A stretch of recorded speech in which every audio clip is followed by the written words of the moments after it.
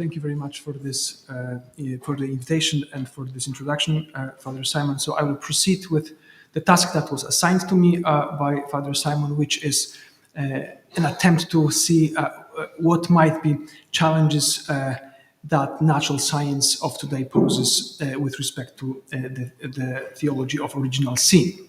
So the plan for my presentation is the following. First, I would try to list challenges, again, to the doctrine of Peccatum originale coming from contemporary science. Then I will mention shortly what is considered to be a groundbreaking response to evolutionary theory in this context of conversation, which was given by Frederick Robert Tennant, an Anglican theologian. And then I will list strategies after that response was given, and these include radical and attempts of radical reinterpretation of the doctrine of Peccatum originale, models that strive to retain the classical notion with assuming monogenetic scenario of human origins, models retaining classical notion, assuming polygenetic origin of our species, and then if we have time, I will also mention what could be considered, or like other models that are sensitive to natural science. So here are the abbreviations that I will use in this presentation for the crucial terms: Peccatum originale, originans, and originatum. Okay, so first, challenges to the doctrine of Peccatum originale coming from contemporary science. So as you can imagine, the first one is simply the evidence for human evolution, coming, among other sciences, from paleoanthropology and molecular genetics, and also the study of primates. All this makes scientists assume that the first human beings were fairly primitive and their behavior did not differ considerably from the behavior of hominins that they descended from. More importantly still, the model of human evolution that is accepted today assumes that human population in our evolutionary history has never gone down below 10 or even tens of thousands of individuals, a bottleneck that rules out the concept of one couple as the source of all humanity, that is monogenism. There's a number of strong and I believe convincing arguments that this is true with respect to what we know in natural science today. And next, there are actually four arguments I will mention here. The third one refers to evolutionary origin of the human race that scientists believe, or those who have some training in science and also in theology, these are mostly the people who are engaged in science and theology dialogue. The claim is that this evolutionary origin of the human race remains in tension with the theological opinion concerning preternatural gifts, and here especially the gift of physical immortality, freedom from pain and suffering, infused extended knowledge, and integrity of senses or concupiscence, that is concupiscence, integrity of concupiscence and intellect. And I will now spend some more time on these four aspects which are important in conversations taking place in science and theology dialogue. First, physical immortality.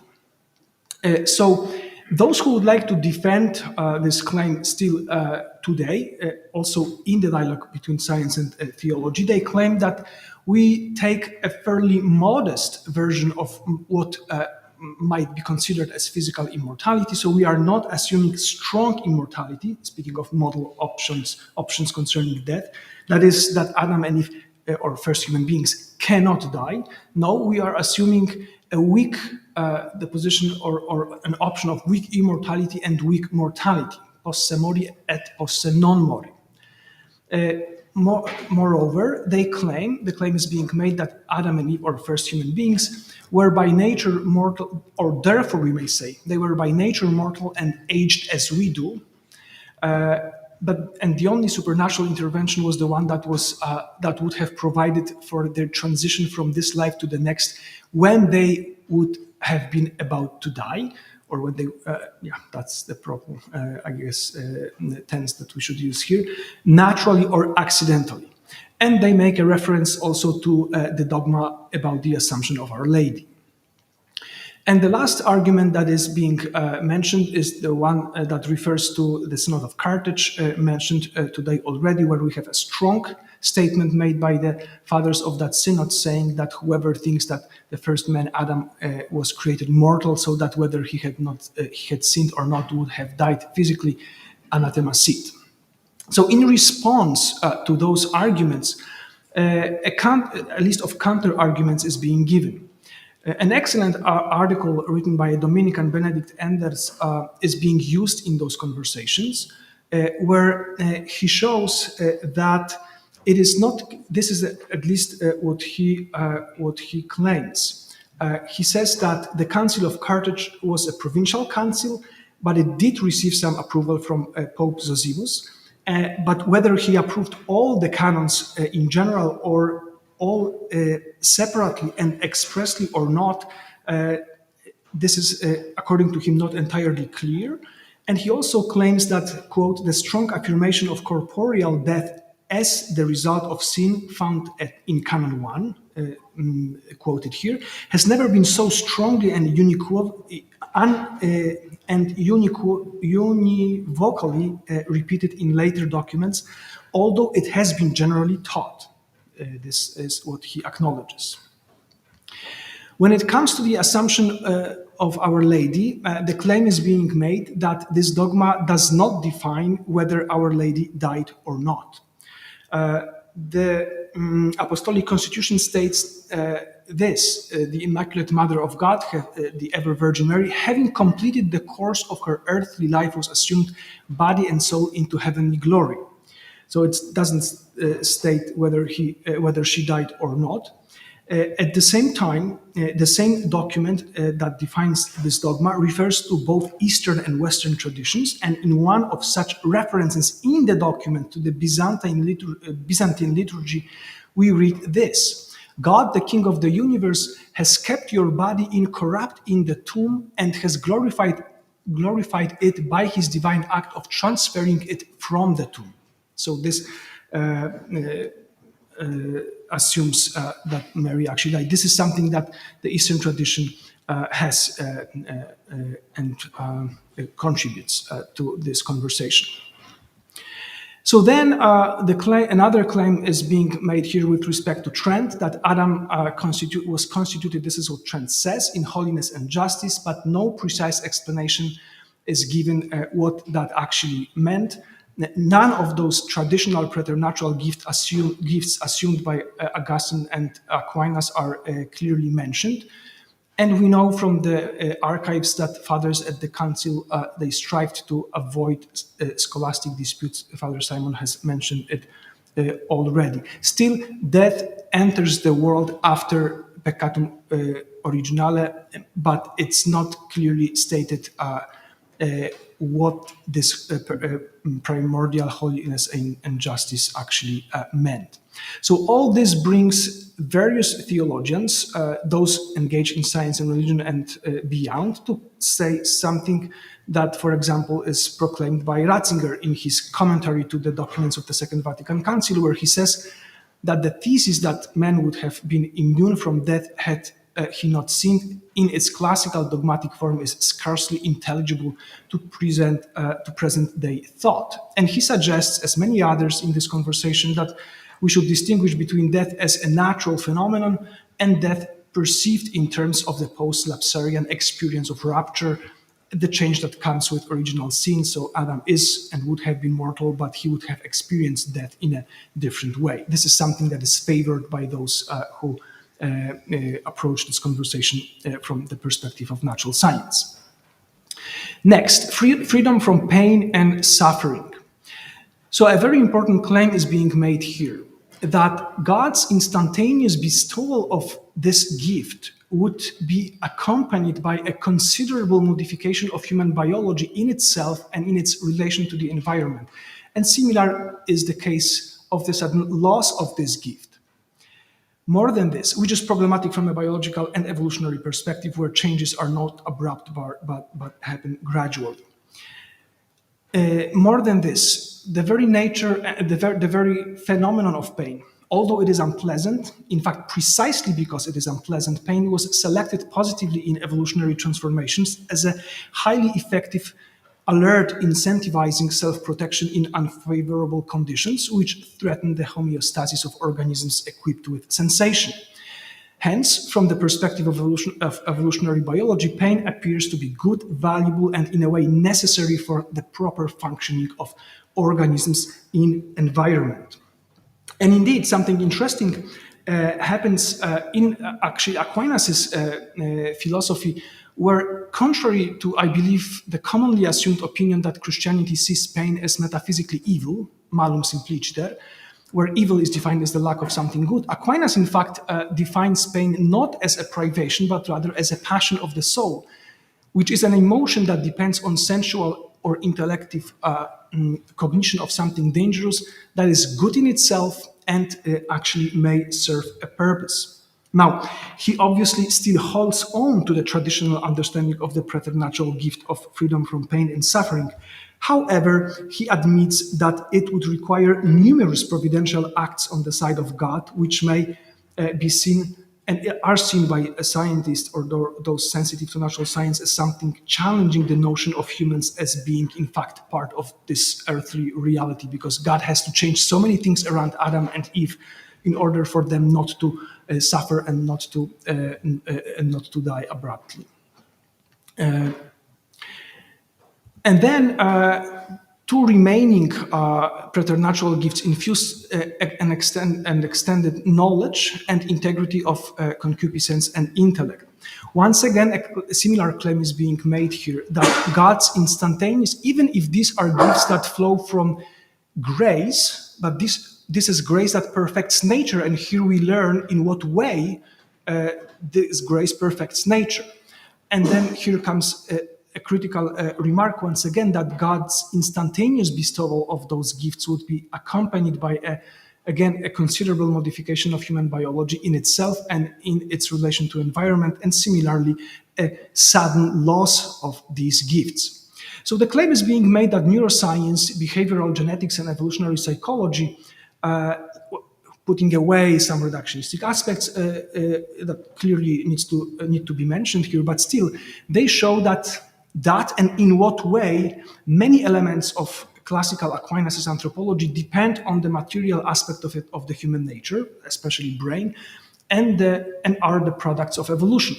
So several aspects of his notion of sense knowledge, external and internal senses, including common sense, imagination, estimative sense, and memorative sense, intellectual knowledge, and especially some aspects of intellectual knowledge, complex sensible species of phantasms, and some aspects of affective life, concretely sense, appetite, they are all grounded in human biology. So therefore, the claim that there is a sudden change going one way or the other in all those human powers is fairly problematic for those sensitive to natural science.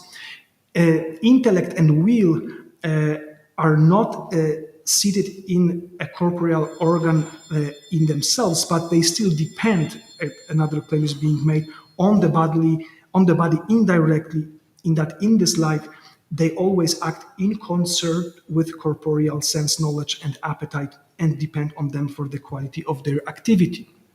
So therefore, the changes in matter-dependent aspects of human being, once again, sense knowledge, intellectual knowledge, and affective, emotional life, apart from radical and sudden brain damages, they are extended in time and have evolutionary complex and long origin. And this challenges for many participating in this dialogue the theory of the sudden change of at the moment of Peccatum originale originans, that is, this sin originating sin would mean not only the loss of grace, but also radical biological changes. Another claim is being made here that propensities toward evil are seen as present in hominins and in the first population of humans beings as well, and their presence is not necessarily the effect of Peccatum originale if retained, it should be seen as an individual action of a particular human being that embraces these propensities, this disordered concupiscence, that is acts on them. And this could be considered, according to some contemporary thinkers, as peccatum originale originans. And this behavior can be nurtured and incentivized by the community, and this could be treated as peccatum originale originatum. So these are preternatural gifts. The last point I would like to mention is the notion of the transmission of peccatum originale originatum in the context of biological scientific knowledge about the material aspects of the human being, and with the assumption that the spiritual aspect, the soul, is created as good.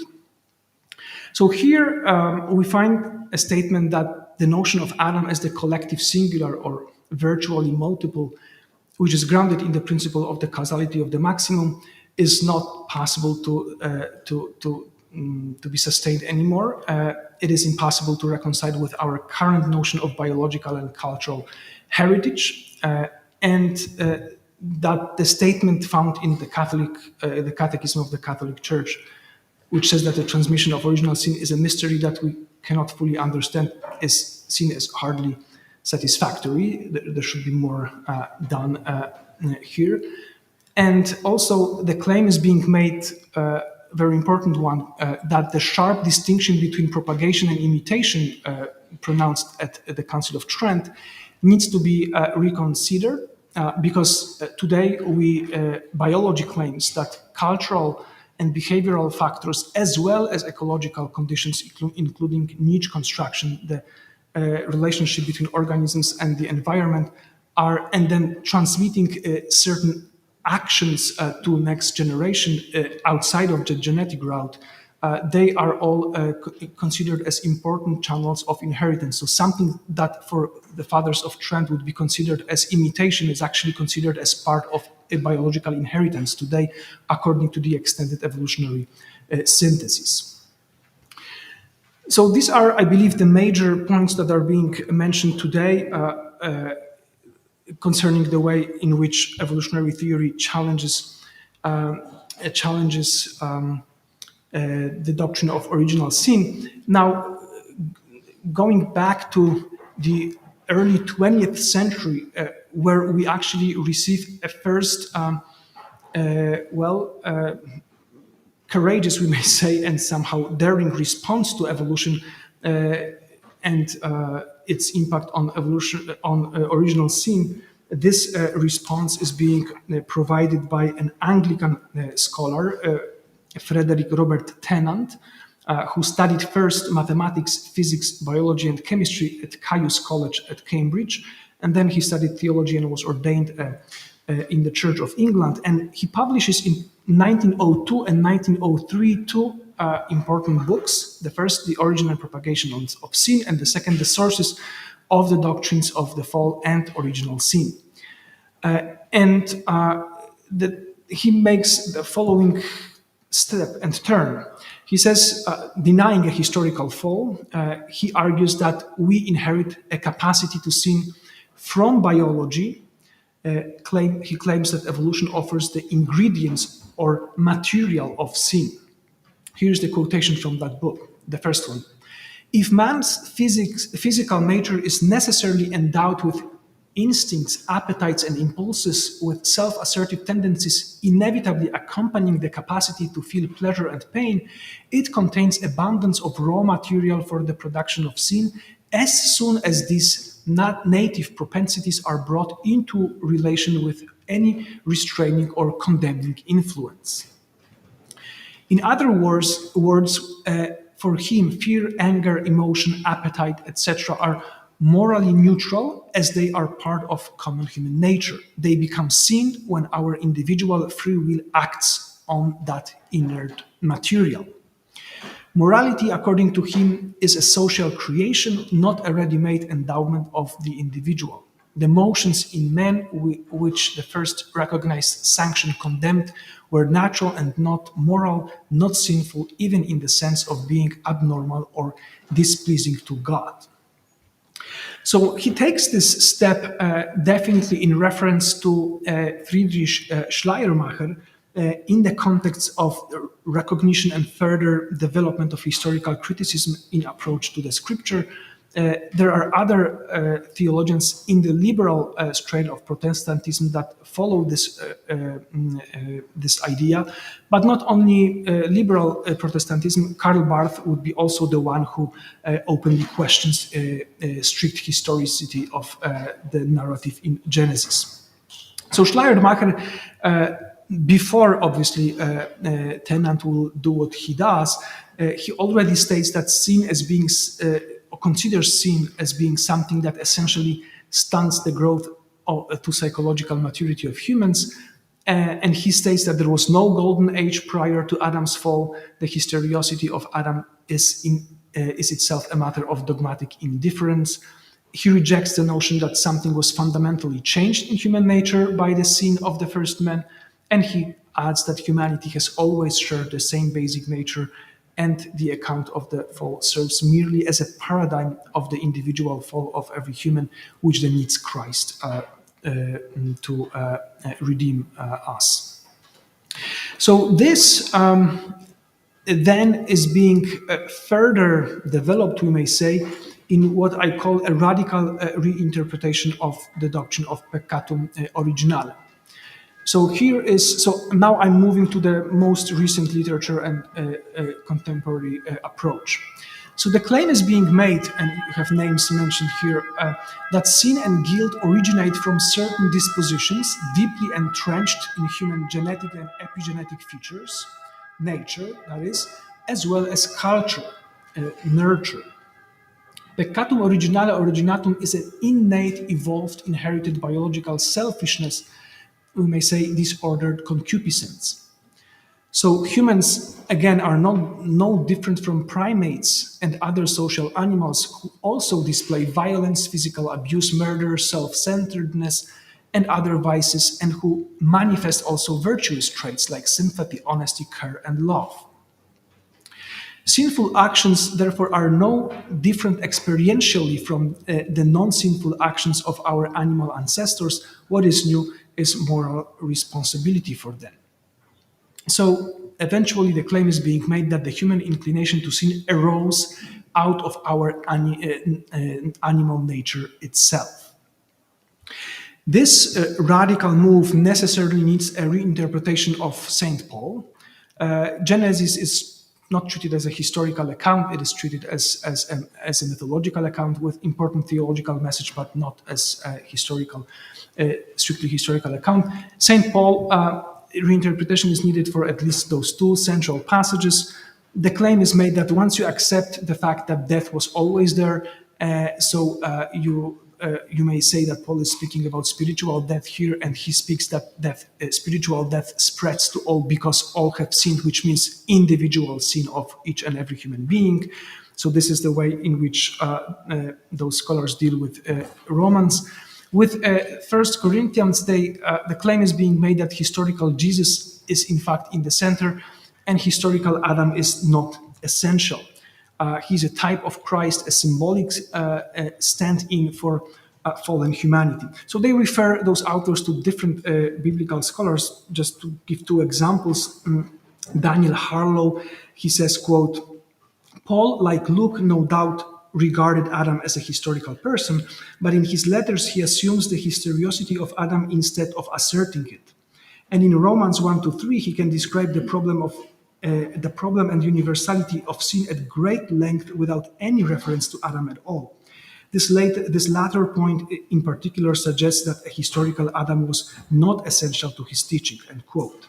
James Dunn, quote, says, an act in mystic history can be paralleled to an act in living history without the point of comparison being lost, end quote. So once again, a mythical story in Genesis paralleled with historical story about Jesus in New Testament.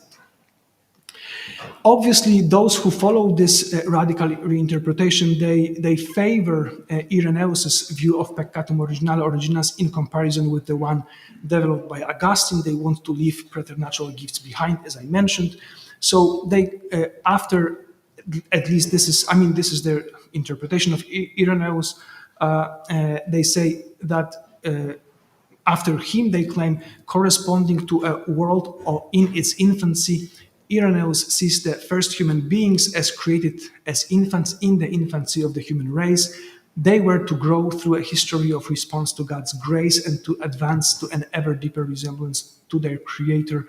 But their sin should be seen as a childish mistake rather than a fall from the pedestal of perfection assumed by Augustine.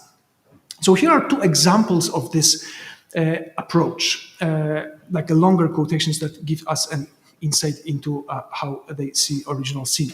So Daniel Harlow, who is a biblical scholar at Calvin University in Grand Rapids in Michigan, he says this: original sin is a biologically inherited state, a byproduct of billions of years of evolution. Intrinsic to the process of evolution is the inclination towards self-preservation at the expense of other creatures.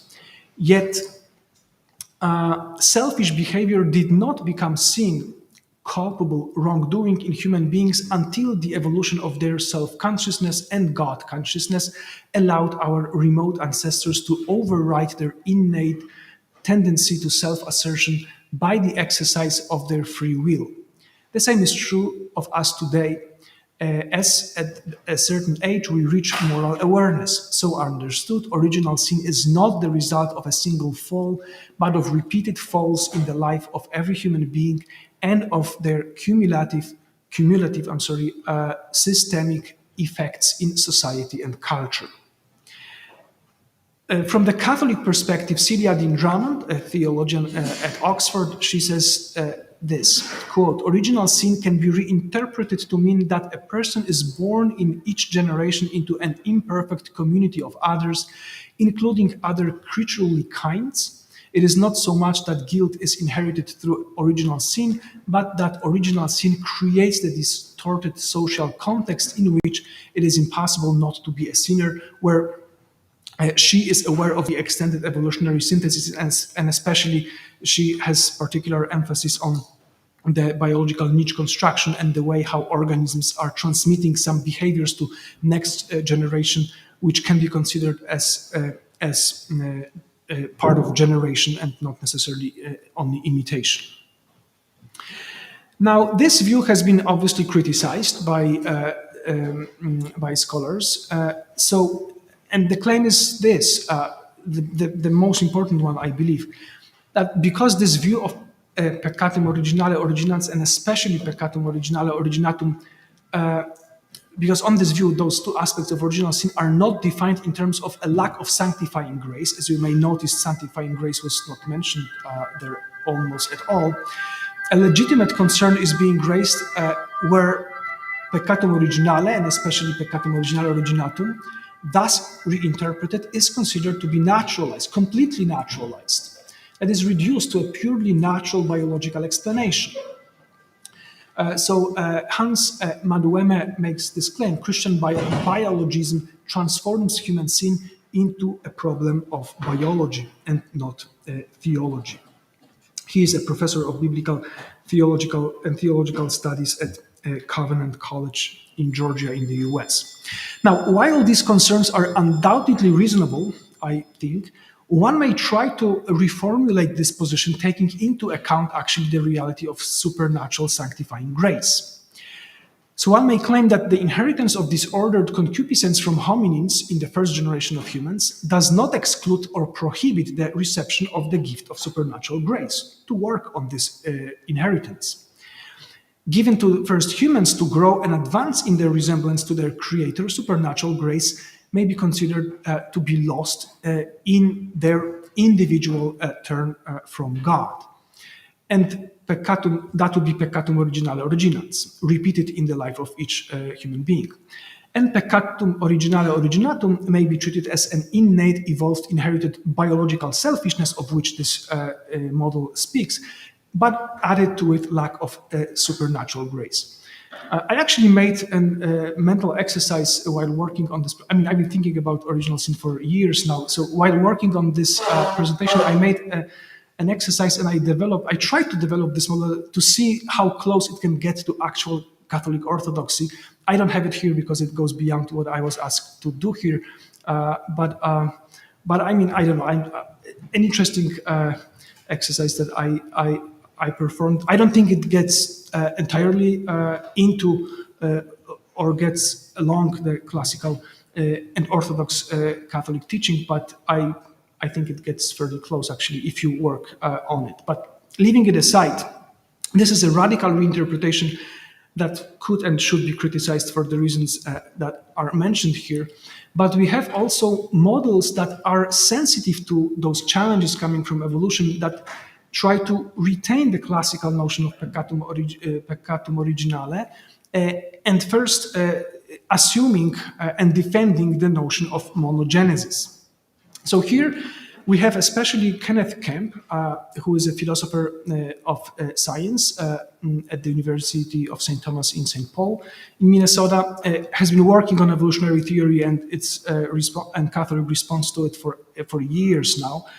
So he develops a very interesting defense of monogenism, where he distinguishes between biological human species, the population of interbreeding individuals, philosophical human species, which he defines as rational animals, that is a natural kind characterized by the capacity of conceptual thought, judgment, reasoning, and free choice, and theological human species, which for him is the collection of individuals that have an eternal destiny, capable of receiving grace. It's not entirely clear what is the relationship between 2 and 3, and I challenged him on that in our exchange and in conferences that we participated together, but it's not that important for us in this conversation. Because what is important is this: Kemp retains monogenism through the suggestion of the possibility of fertile interbreeding between first fully human beings and hominins that precede them.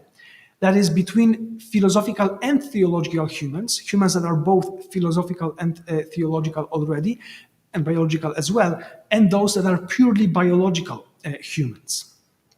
And Kemp retains the notion of the preternatural gifts and claims that his model enables him to uphold Peccatum originale, understood as the first sin of Adam and Eve.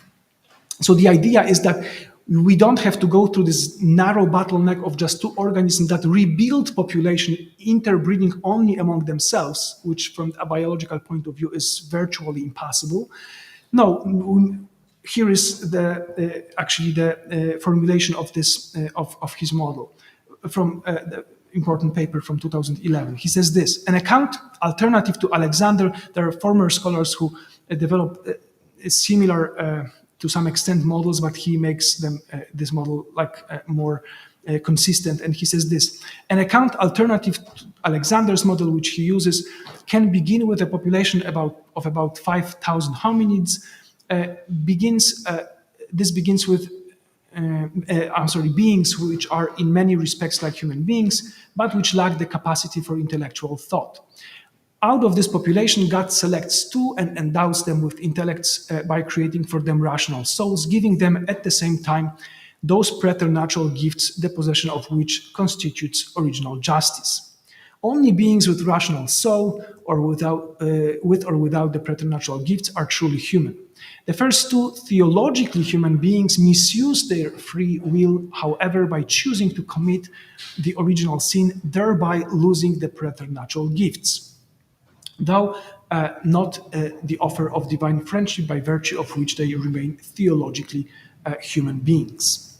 So what this model does, I believe, it again avoids the difficulty of the narrow bottleneck, and this difficulty is mitigated, but I believe there are several problems. There are theological problems that I discuss in my paper, where I take this model into a closer scrutiny, where I mention some voluntaristic, dualistic overtones that are present in this model, and some metaphysical maybe problems, but they can be resolved, and these are not the greatest problems. I think the bigger problems come from the point of view of biology. We have the problem of, I believe, of the reproduction success of this first human couple, for them to rebuild population, even when we still have just two first human beings, so they have to they have to do nothing else but procreate for, I think, their entire life to make that happen, from the population genetic point of view.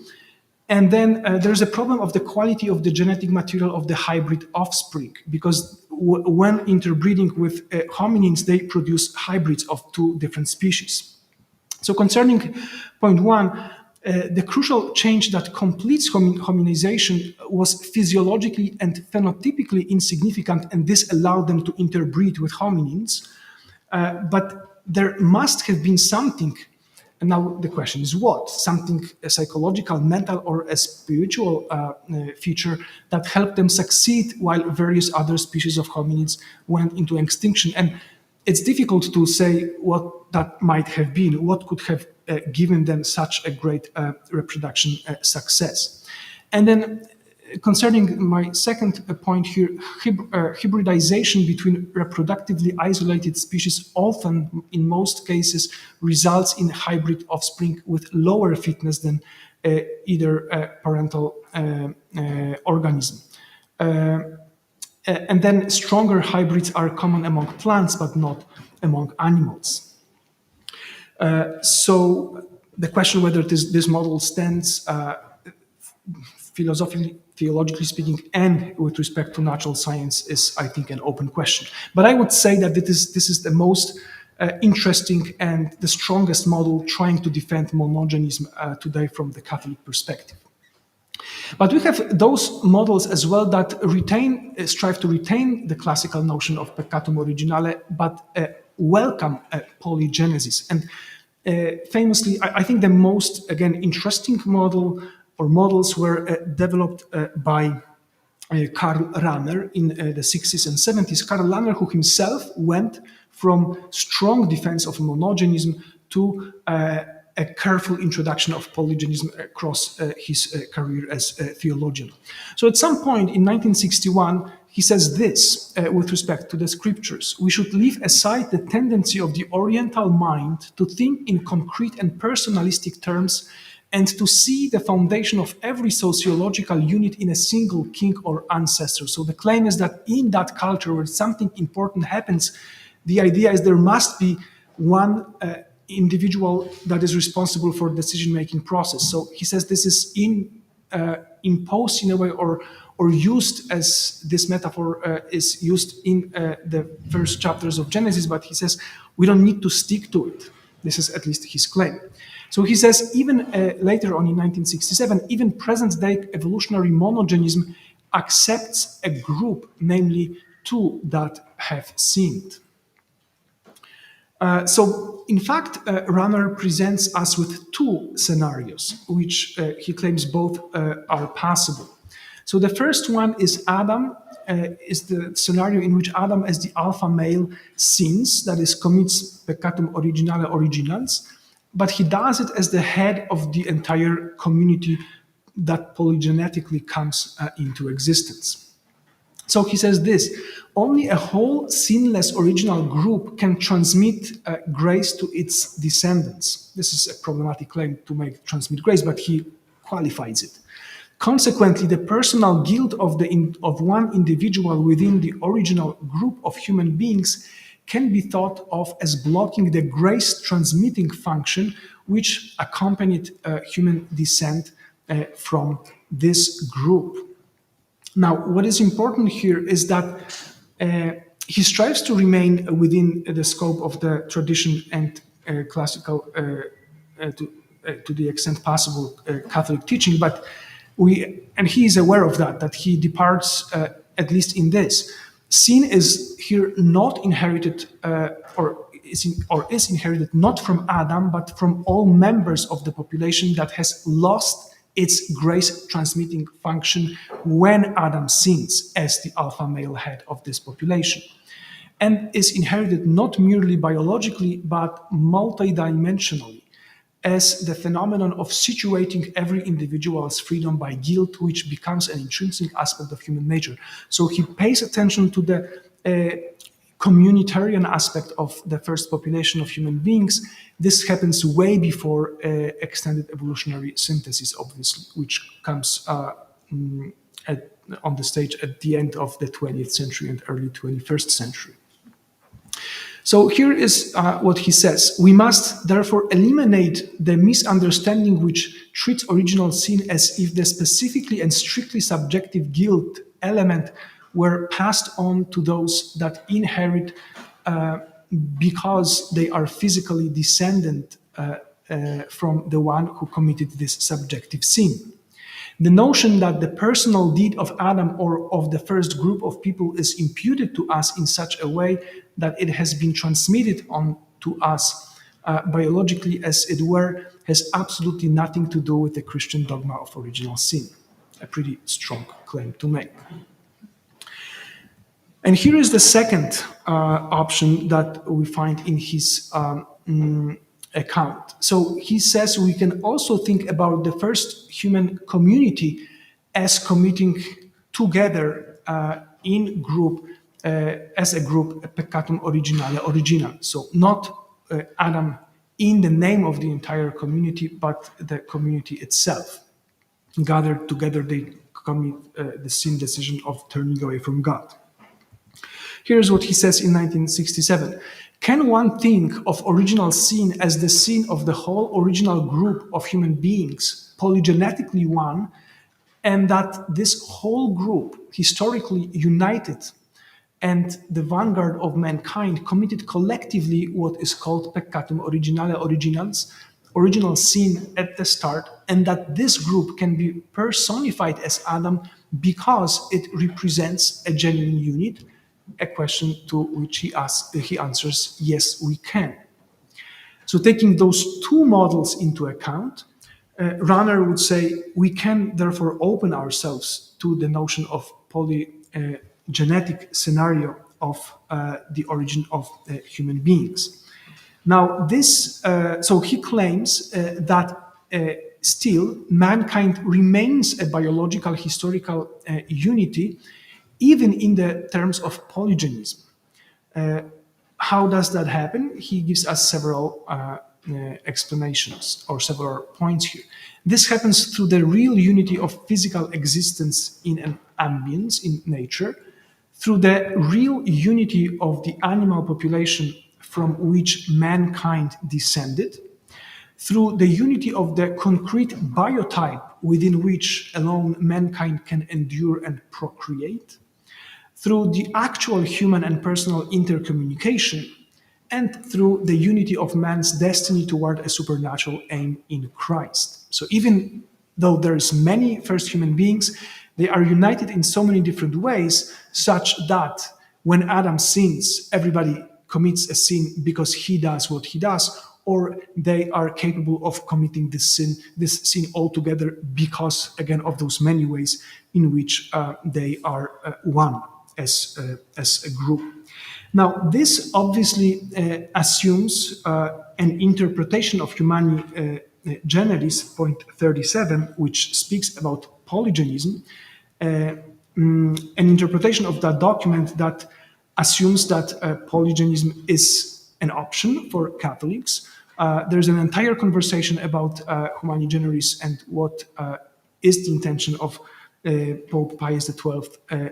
And actually, Kenneth Kemp has done a very interesting research in the archives of Vatican and has published a very interesting paper where he shows how what are the versions of the statement in the drafts and in the final version of the document, and then conversation that happened afterwards, and an attempt on the side of the Pope to clarify this statement, which didn't happen because those who have written the document went into an argument and they couldn't find a solution. So the Pope said, "What I have written, I have written." And but this is something that Runner probably is aware of. But then there's an important statement that was made by International Theological Commission in the document titled "Communion and Stewardship" in 2004. I believe the third chapter is dedicated to the theory of evolution. I don't remember which chapter actually this is, but it is, in my opinion, the most comprehensive and the most important response to the theory of evolution in the Catholic doctrinal teaching of the Church. Obviously, the dogmatic importance of this document is another issue. It's not an encyclical letter. It's a document of the International Theological Commission. So it seems like we today have space for speculating about possible polygenetic origin of the human species. So probably that would have pleased Runner when he was designing his models. Now, shortly, there are other models of Peccatum originale that are sensitive to natural science. One of these would be, I will mention just two of them.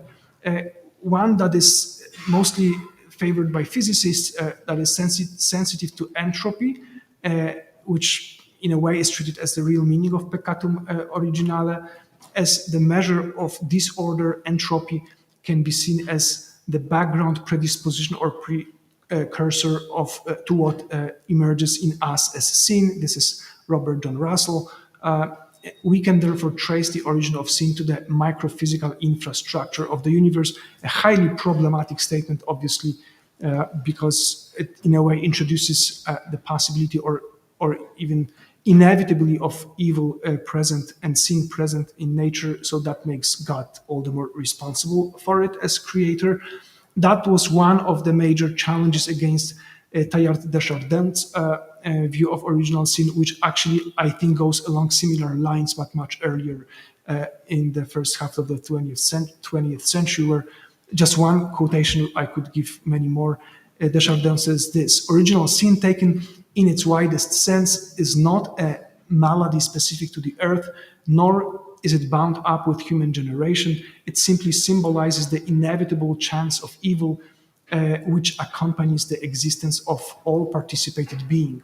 In other words, wherever being in theory is produced, suffering and wrong immediately appear as its shadow, not only as a result of the tendency towards inaction and selfishness found in creatures, but also, which is more disturbing, as an inevitable concomitant of their effort to progress.